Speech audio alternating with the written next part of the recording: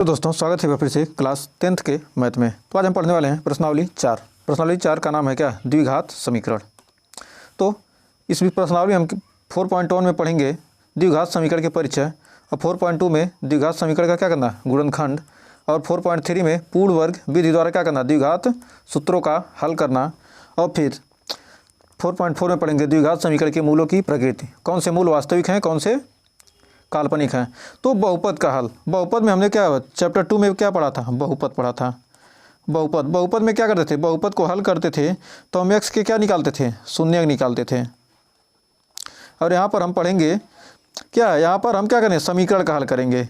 यहाँ पर हमको क्या करना है, द्विघात समीकरण, यानी समीकरण का हल करेंगे। तो समीकरण में जो यक्स का मान निकलेगा उसे क्या कहेंगे, उसे कहेंगे मूल। तो यक्स का मान जो निकलेगा उसे मूल कहेंगे, और बहुपद में हम क्या कहते थे, शून्यक कहते थे। तो आइए देखते हैं द्विघात समीकरण का मानक रूप क्या होता है। द्विघात समीकरण कोई दिया है, उसका मानक रूप क्या होता है। मानक रूप होता है किसी भी द्विघात समीकरण का मानक रूप होता है ax² + bx + c = 0। समीकरण कब कहते हैं, जब क्या हो, बराबर 0 रहेगा तो क्या है, समीकरण, नहीं तो क्या है, बहुपद है। तो मान लीजिए कोई समीकरण दे दिया, कितना, 2x² + 5x + 6 = 0। इसमें a b c का मान निकालना है, तो क्या निकालेंगे, a का मान कितना निकलेगा 2, b का मान 5, c का मान 6। यदि कोई समीकरण दे दिया 4x² - 5, तो इसमें बराबर 0। तो इसमें भी क्या है, a के जगह पर ax², a के जगह पर कितना है 4 है, तो a बराबर यहाँ 4 लिख सकते हैं।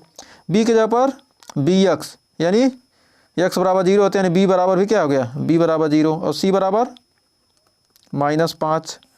और यदि कोई दे दिया समीकरण कितना, 4x² बराबर 0, तो a बराबर कितना है 4, लेकिन b बराबर 0 और c बराबर क्या है 0।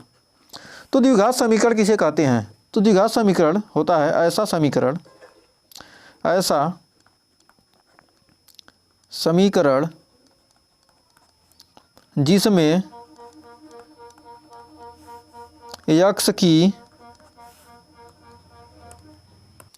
जिसमें यक्स की अधिकतम घात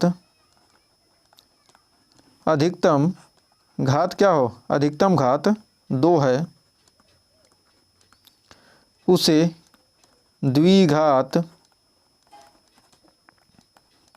समीकरण बोलते हैं या कहते हैं, उसे द्विघात समीकरण बोलते हैं या कहते हैं। जिसमें क्या हो, यक्स की घात अधिकतम घात क्या हो, देखो 2 हो, यहाँ पर देखिए यक्स की अधिकतम घात क्या है 2 है, इसे क्या कहेंगे, द्विघात समीकरण। इसका मानक रूप यही है। अब आइए बढ़ते हैं आगे। उदाहरण नंबर 1 कह रहा है कि निम्न स्थितियों को गणितीय रूप में व्यक्त कीजिए।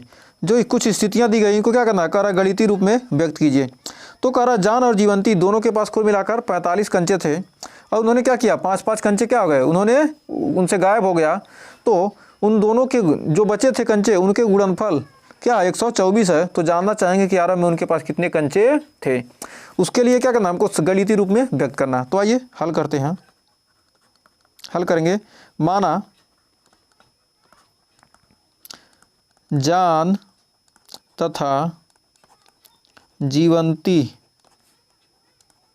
के पास आरंभ में यक्स तथा वाई कंचे थे, यक्स तथा वाई कंचे थे। तो दिया क्या है, दिया है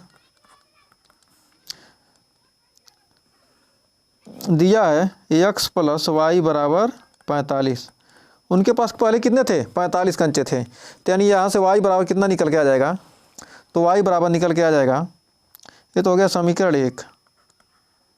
पहले इतने कंचे थे, तो y बराबर आ जाएगा 45 - x, y बराबर आ गया 45 - x। अब 5-5 कंचे खोने के बाद, 5 कंचे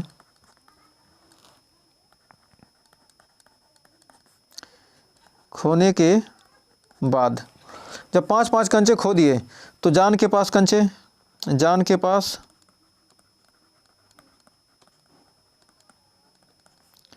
कंचे कितने बचेंगे, x - 5, और जीवंती के पास जीवंती के पास कंचों की संख्या, कंचों की संख्या क्या आ जाएगी? कंचों की संख्या y या y माइनस 5, y माइनस 5। तो अब दिया क्या है? दिया है जब कंचे खो देते हैं तो x minus 5 into y minus 5 बराबर कितना मिल जाता है? 124।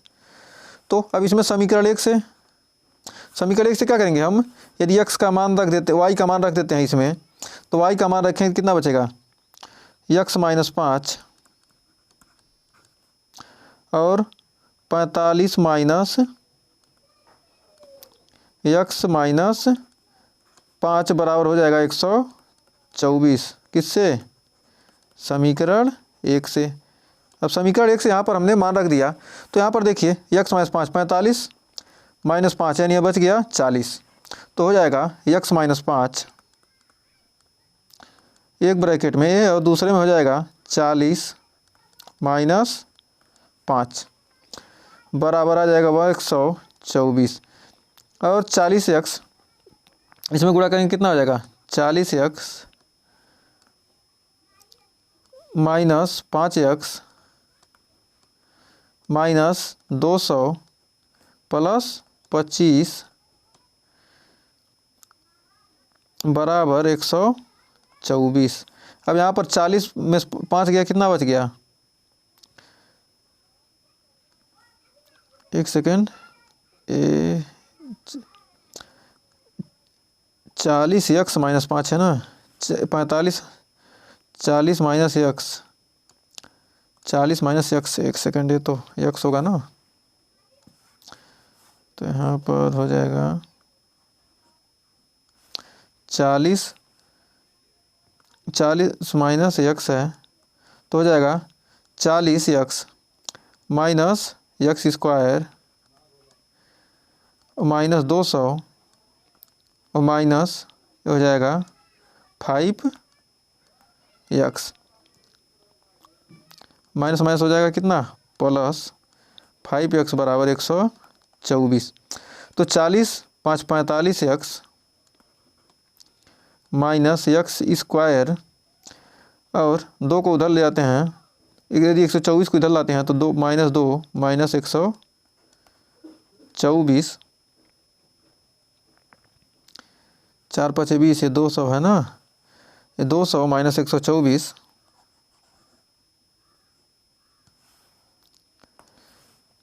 5 चौका 20 यानी 200 प्लस 5x था ना, तो हो गया 200 माइनस 124 बराबर 0। तो आ जाएगा इसको सभी को क्या करेंगे? उस साइड ले जाते हैं, सभी को क्या करेंगे? टोटल को उस साइड ले जाएंगे तो आ जाएगा x स्क्वायर 24 एक यानी 200 एक 324 और हो जाएगा माइनस 45x उधर जाएगा तो माइनस 45x और प्लस 324 बराबर 0। ये क्या आ गया? हमारा समीकरण आ गया। तो यही क्या करना था? गणितीय रूप में हमने व्यक्त कीजिए। इस समीकरण को यदि हल करेंगे तो क्या होगा? हमको x और y के मान आसानी से मिल जाएंगे। तो इतना ही पूछा है, क्या करना है? गणितीय रूप में व्यक्त करना। तो इतना ही पूछा, तो उम्मीद है इस क्वेश्चन में आपको कोई डाउट नहीं होता। ही बढ़ते हैं आगे। कह रहा है एक कुटीर उद्योग एक दिन में कुल खिलौने निर्मित करता है, प्रत्येक खिलौने का मूल्य 55 रुपया है। क्या कुछ खिलौने क्या करता है? बनाता है जिसमें क्या प्रत्येक खिलौने का मूल्य क्या है? 55 रुपया है। 55 प्रत्येक खिलौने का मूल्य रुपया में 55 में से क्या करता है? एक दिन में निर्माण किए गए खिलौनों की संख्या को घटाने पर प्राप्त संख्या के बराबर है। जो क्या है? प्रत्येक खिलौने का मूल्य, जो एक खिलौने का मूल्य है, एक खिलौने का मूल्य क्या है? कह रहा 55 में से एक दिन के निर्माण किए गए क्या करते हैं? कह रहा 55 में से एक दिन में मान लेते हैं कितना x खिलौने निर्माण किए गए, घटा देने पर हमको क्या? घटा देने पर प्राप्त संख्या के बराबर आता है खिलौनों की संख्या। तो मान उतने खिलौने क्या आते हैं? जितने खिलौने बने हैं उतने खिलौने हमको मिल जाते हैं। बराबर है किसी एक दिन कुल निर्माण 750 रुपये थी, निर्माण लागत 750 रुपये थी, तो हम उस दिन निर्माण किए गए खिलौनों की संख्या ज्ञात करना चाहेंगे। तो कैसे ज्ञात करेंगे, तो आइए अब इसको मानते हैं। सबसे पहले माना उस दिन, माना उस विशेष दिन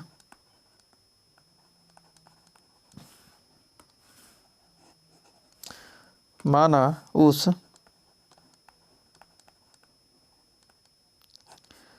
विशेष दिन निर्माण किए गए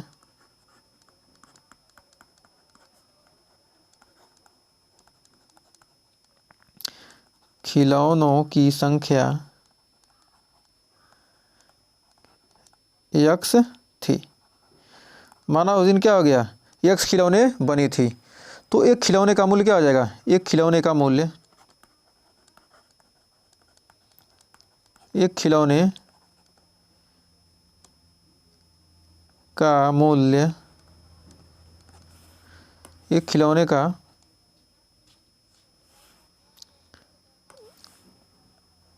एक खिलौने का मूल्य हो जाएगा 55 माइनस x।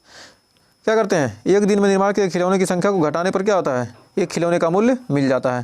तो यदि उस दिन x खिलौने बने हो तो क्या हो सकते हैं, एक खिलौने का मूल्य क्या हो जाएगा 55 माइनस x। तो कुल लागत हो जाएगा, कुल लागत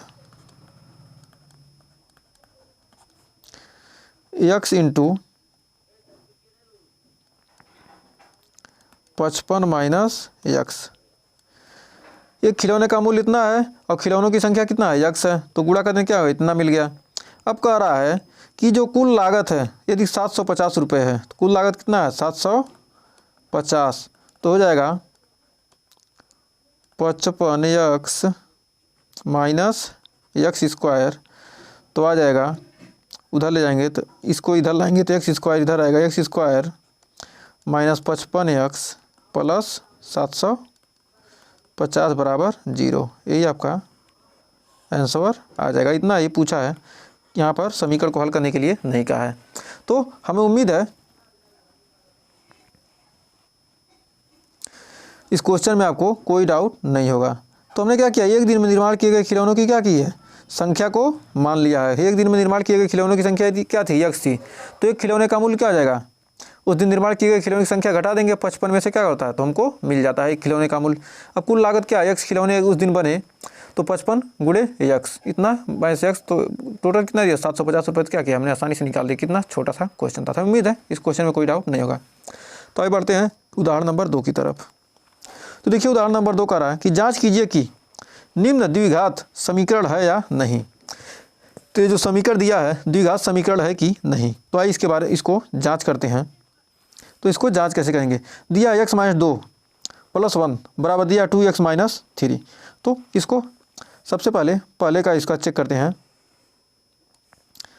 पहला तो x माइनस 2 का इसको होल स्क्वायर करेंगे, कितना बचेगा, हो जाएगा x स्क्वायर प्लस 2 का square 4 minus 2a into B plus 1 बराबर 2x माइनस 3।